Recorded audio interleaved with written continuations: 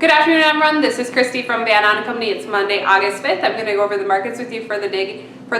Big swings into these markets for corn and soybeans, actually hog market as well, and that's all tied to news coming out this morning from China. So China came in here and devalued their currency. They said it was due to current market situations.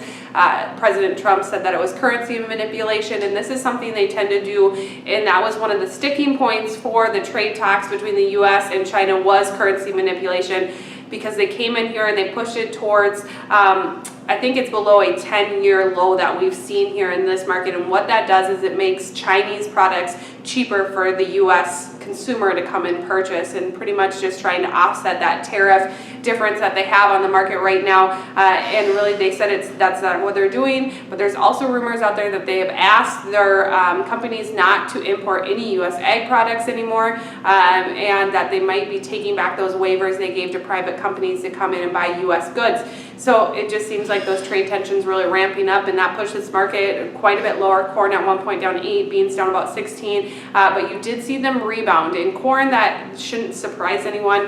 This trade issues with corn or with China is not as closely tied to corn as it is soybeans.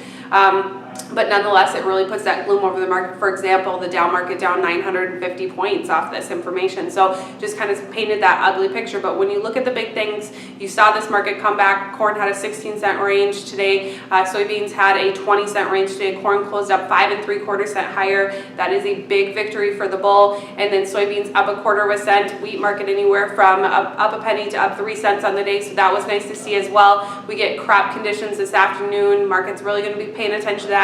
We have a big crop report next Monday, so it's going to be a long, choppy week leading up to that, and you're going to probably see a whole lot of big swings like we saw today when you look at those markets.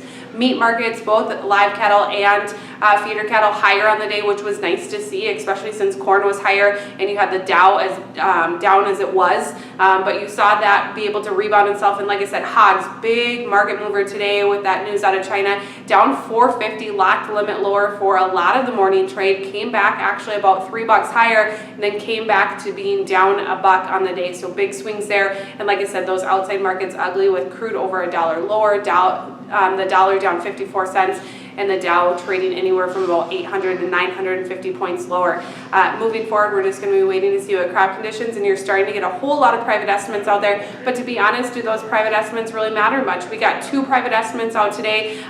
The difference between the corn production between those 2 private estimates was 1.1 billion bushel of corn. That is a huge difference between private estimates, and that's what we're going to be dealing with for the rest of the week, as a lot of people just do not know what to expect out of USDA come next Monday. I do have to close with the disclaimer: trading in futures and options involves risk loss and is not suitable for all producers. This is a solicitation. Have a great day.